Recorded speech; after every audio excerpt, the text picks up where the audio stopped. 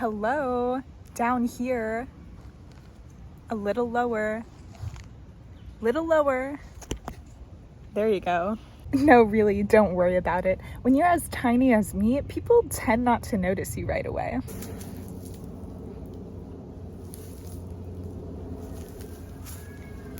One time, this is so embarrassing, I was literally riding on my dragon, like on his back, and the enemy said to me, "Aren't you a little small to be a dragon rider?" Like, literally so embarrassing. This happens all the time, don't worry about it. Hi, my name's Violet Sorengale, but you can call me every new adult fantasy reader's personality for the next year. Yeah, people come up to me all the time and they're like, "Violet, you are so petite. How do you carry the weight of so much plot armor?" And I'm like, I don't know. I guess I just manifest it. Sorry, I have to go talk to my boyfriend, Resand. Sorry, I have to go talk to my boyfriend, Nox. Azriel? Grim? Zayden. Yeah, he's a shadow wielder, and he's tall, dark, and handsome, even though all of the fan art will inevitably whitewash him. So I didn't like Fourth Wing by Rebecca Yarros, but I have to give that woman credit where credit is due. She has created a cultural phenomenon, and it didn't even rely on false advertising her book on TikTok. So she also seems like just one of the sweetest people. I've seen a couple of her videos on TikTok, and so I am genuinely happy for this woman, but I have some things to say. Let me start off with a couple of the things I liked, because I don't want this video to be solely me ripping on this book. And there were a few things that were done really well. For one thing, even though I spent the introduction kind of ripping on her, I did actually think Violet was a refreshing change of pace. She was a bit of a Mary Sue. It seemed like everything pretty much seemed to go her way. I'll get into that a little bit more later. But she was not presented as a guy's girl, if you know what I mean. There weren't really any moments where Violet was like putting down her female classmates, like, "Oh, these girls are so beneath me, blah blah blah." I thought she had a nice female friendship in the book with Rhiannon. That was cool to see. Although I didn't like some other aspects of her character, she was definitely not a kind of pick-me character that we see a lot in fantasy romance-esque kind of books. Another good is that we got a kind of interesting take on dragon/dragon rider bonds in this book. The dragons could communicate with the writers in this book. We could hear the discussions that they were having with their writers.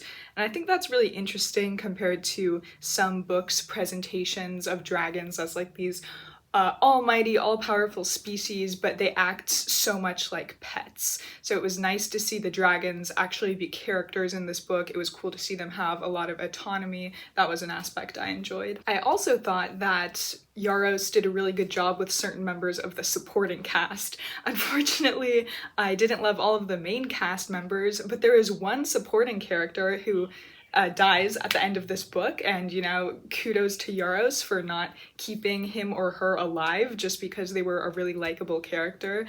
She killed that person, and it was actually sad. It actually made me sad to see this person go, even though they were just a supporting character.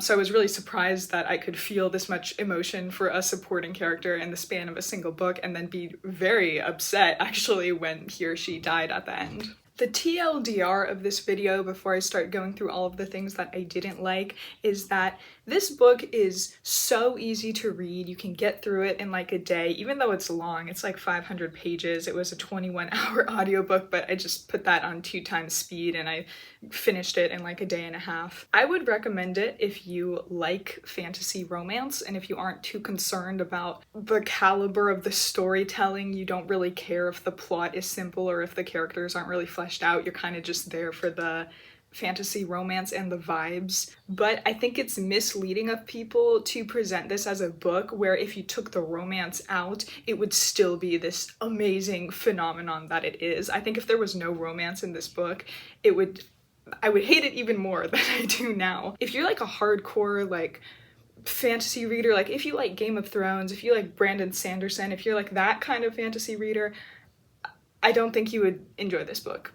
honestly. Anyway, that's enough. That's enough of that. This video is gonna have major spoilers because now I'm just gonna honestly go through the audiobook and look at all of the notes I took and tell you why this book didn't really hit for me. And no, I will not be accepting comments on my hair at this time. It is over 100 degrees outside and our air conditioning is broken, which seems to be a theme for my videos. Okay, let's get started. So the premise of this book is that we follow a 20-year-old named Violet Sorengale, and in this world she is the daughter of a powerful general dragon rider who is supposedly this very decorated war hero who killed a bunch of rebels in a would-be revolution. Violet is the youngest of 3 siblings. The oldest, her brother, has passed away.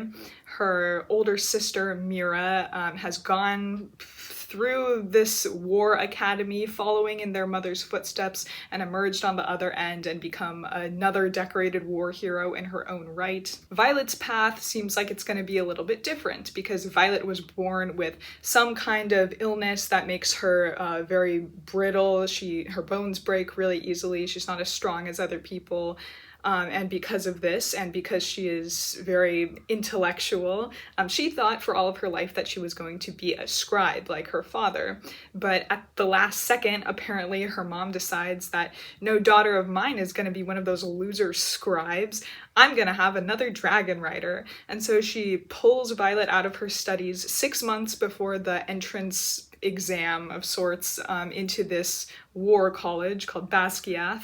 And she's just like, yeah, I know you wanted to be a scribe your whole life and that's what you've been training for, but I want you to be a dragon rider now, so that's what we're gonna do. Admittance into this school is really, really difficult. The way that people just get into this school to begin with is they have to walk across something called a parapet, which honestly, I didn't know what that was before I started reading. But it's usually like kind of a connecting wall in a castle. It's like this little thin wall and it will connect 2 different parts of a castle. In the fan art I've seen depicted of the parapet in this book, it just looks like a long bridge. So I don't know exactly how to conceptualize it, but either way, the parapet is this long, really thin structure that's like 200 feet above ground. And just for all of the applicants that are interested in entering the war college, they have to walk across this parapet in a storm, in Violet's case, and apparently like 20% of the applicants slip and fall off of the parapet every year and die, like before they even get to the college. The reason that this is such an issue is because apparently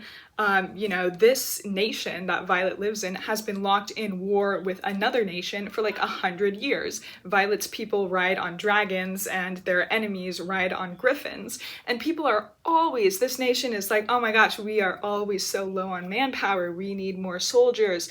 We need more dragon riders. They're just letting all of these young people who would make great soldiers, they're just letting them die for literally no reason. If you are not a dragon rider in this particular war college and you're not a scribe, you could be a healer or you could be an infantryman, which I guess is kind of like looked down upon because you're like a foot soldier, you don't get to ride on a cool dragon. But why don't they just make the parapet non-lethal, and then whoever shows that they don't have the balance to ride on a dragon back, and if they fall off, there can be a net to catch them and they can send them to the infantry? Why would you waste all of these people that could potentially be defending your country? It doesn't make any sense. And that happens so much during this book. People die for no reason, and they will die very late into the process of becoming dragon riders. Like literally in the same scene that all of Violet and her classmates go and like get selected to ride on dragons, the dragons will like take them off the ground and like fly them through the air. So these are kids that are very talented. They've made it through several months at this elite war college. Dragons have like selected them. The university is just letting them fall off of their dragons and die. What an absolute waste. I could not wrap my head around this. Like I said, a side character died near the end of the book, but it's because they were like fighting. They were fighting an enemy. So I was like, okay, that's cool. That was a well done emotional scene.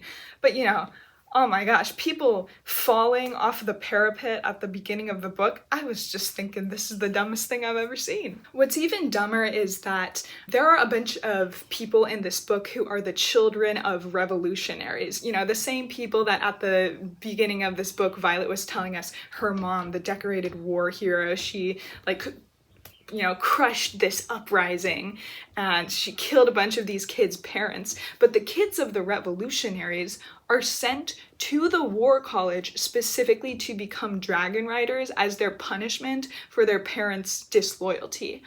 Oh my gosh, that makes no sense. It's presented as like it's so scary and difficult and potentially lethal to become a dragon rider in this university that, it's this punishment for this kids for what their parents did. But if the kids are successful, which many of them are, many of the most accomplished, most respected kids in this university are the children of rebels, then you are giving people who have every reason to hate this country a tremendous amount of power and a dragon.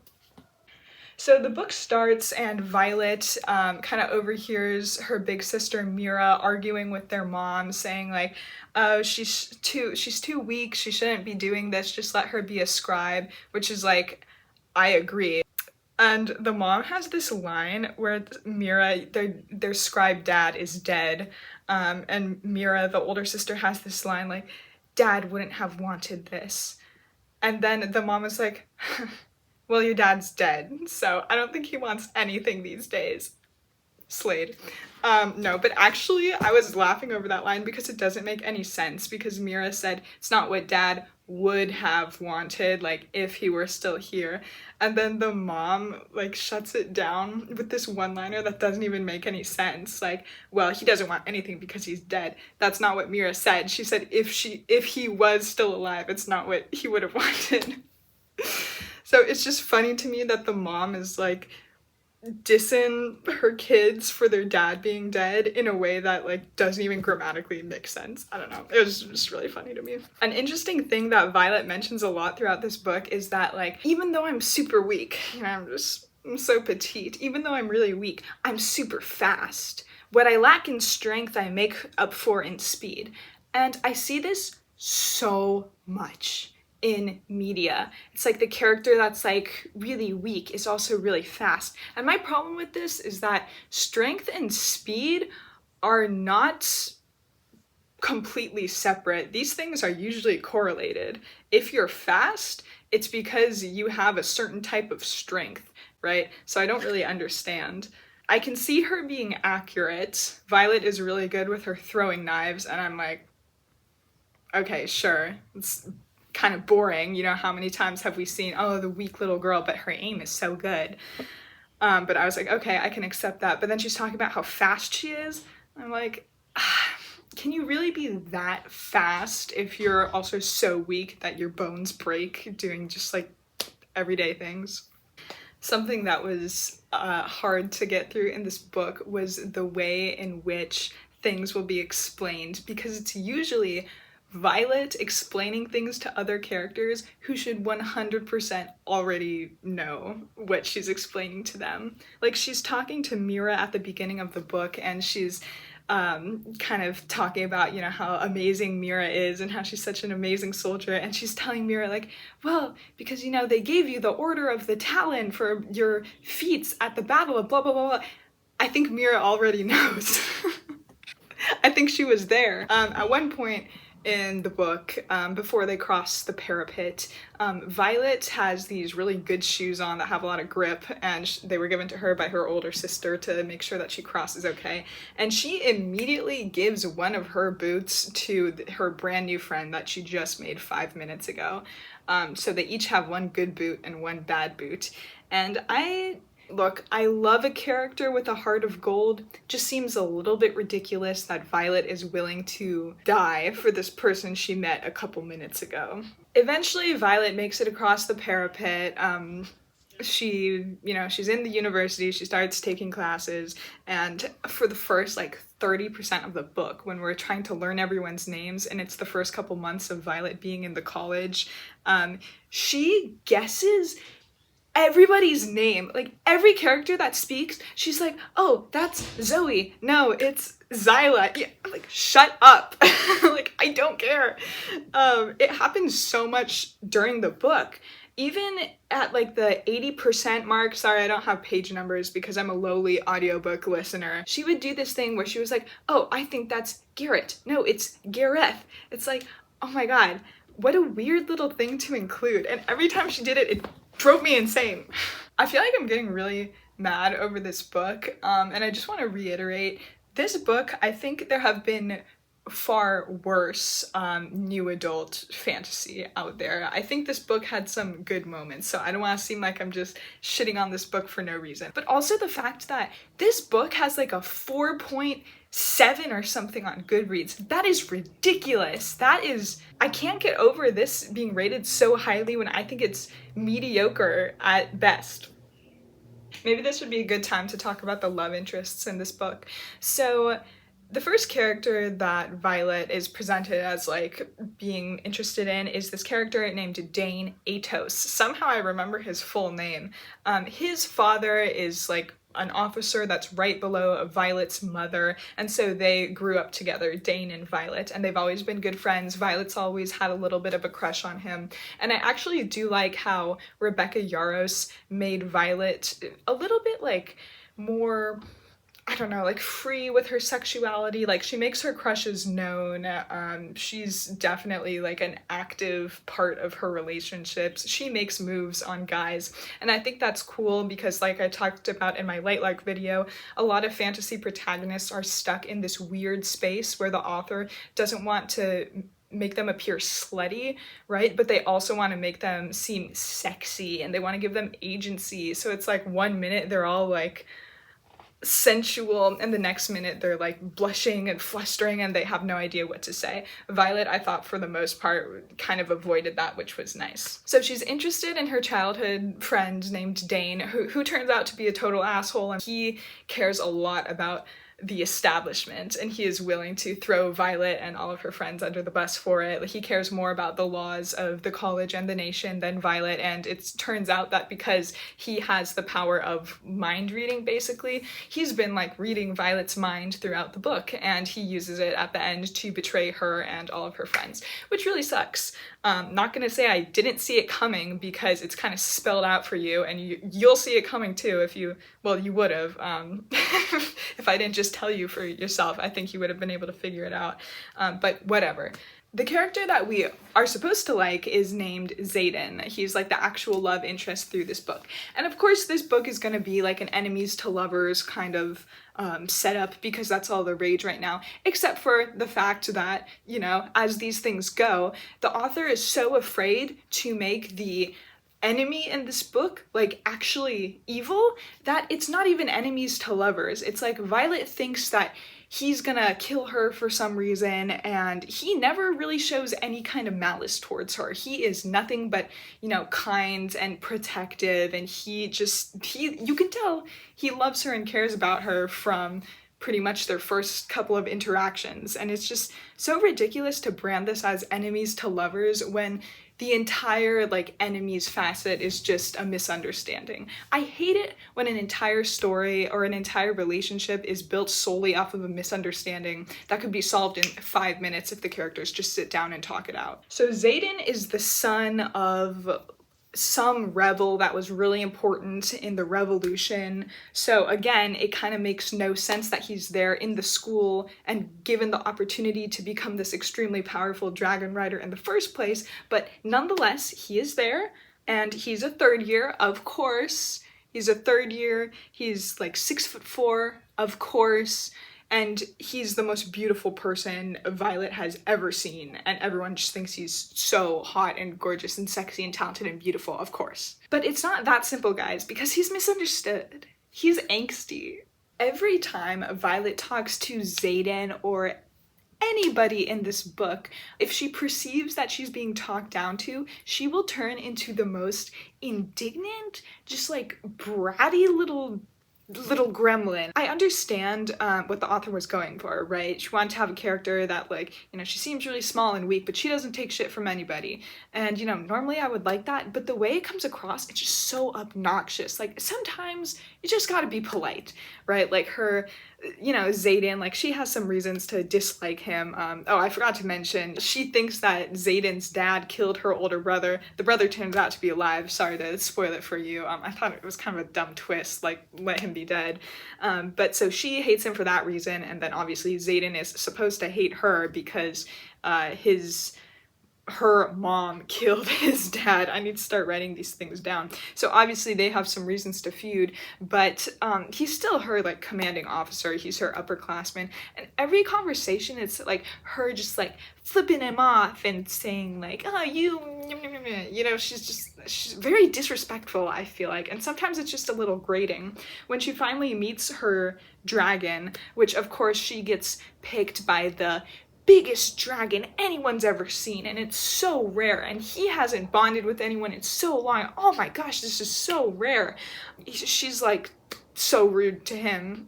She's like, she like can't get on his back, and then he's like offering to make a concession. He's like, oh, you can like run up my leg or something because you're too weak to, you know, mount me correctly. And she's like, no, you think I can't handle it? Blah, blah, blah. I guess we might as well now talk about the dragons.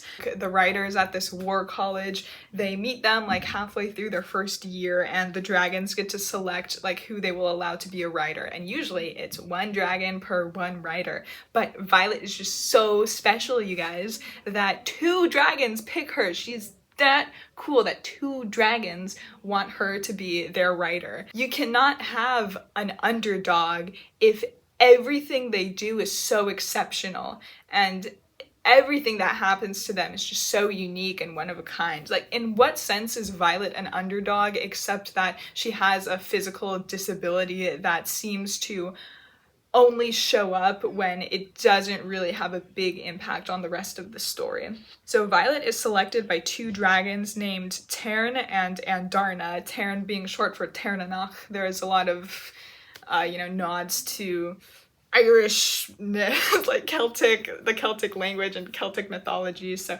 she calls him Tern, and Andarna is the other one. Tern is this enormous black dragon, and Andarna is this little golden dragon that turns out to actually be a baby dragon, which makes her like super rare. Could you have guessed that it would have been crazy rare circumstances? But the way dragons and writers and their relationship work in this book is that dragons can, or writers, I suppose, can channel magic through their dragons, and they call this a signet. So every writer has a unique signet that they get from their dragons. And so Violet, of course, she has 2 powers because she has 2 dragons. And Andarna's is so ridiculously OP, it's just insane. So through Andarna, Violet can stop time.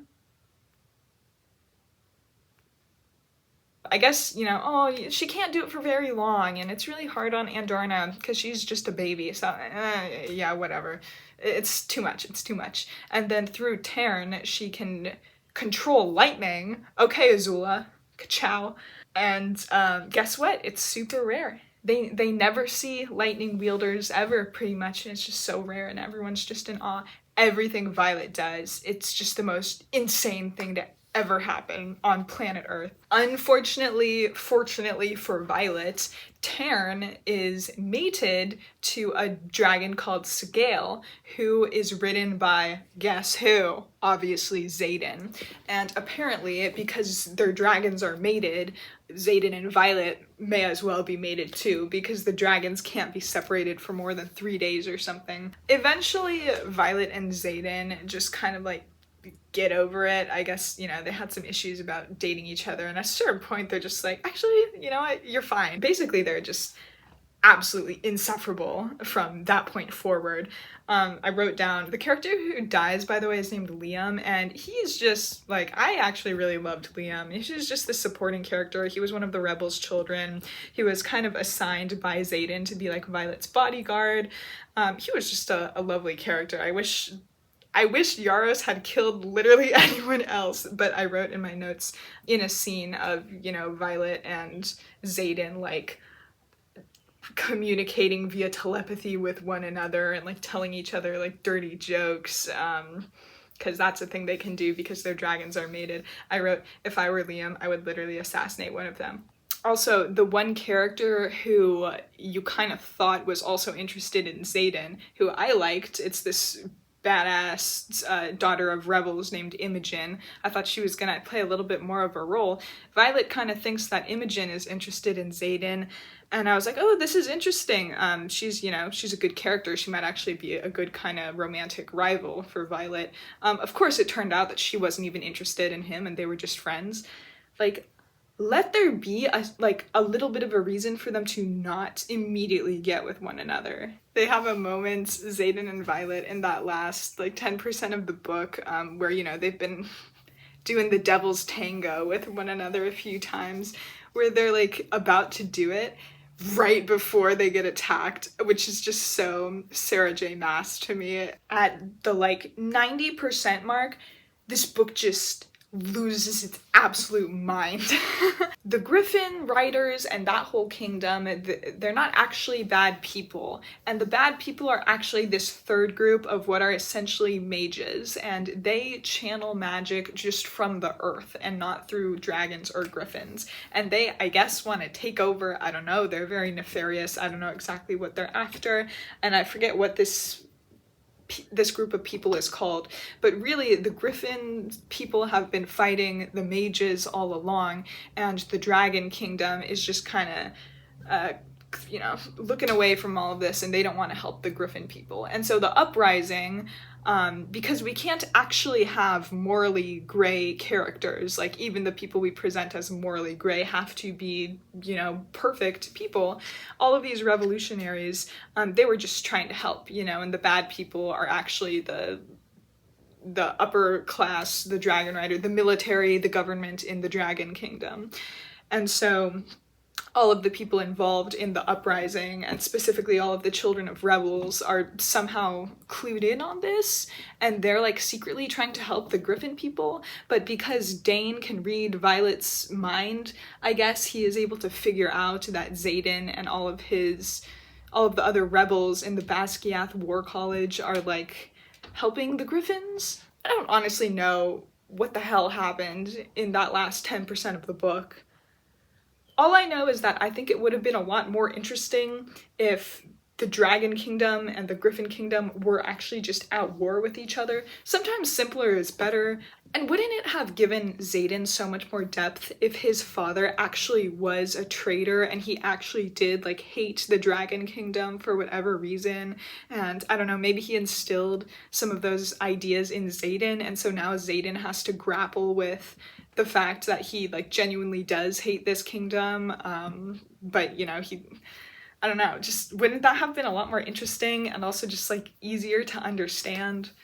I'm just such a big proponent of simpler is better, and I could just tell that all of these twists were just kind of like added in at the last minute to try and be shocking, because not enough happened for the first 90% of the book. Truly, nothing happened. This is the first in a 5-book series. So how much could realistically happen? This was just Violet like getting accepted into the school and meeting everybody. So then I think Yaros felt this pressure to have the last 10% just like blow people's mind and shove as much plot as she possibly could, and it didn't work for me.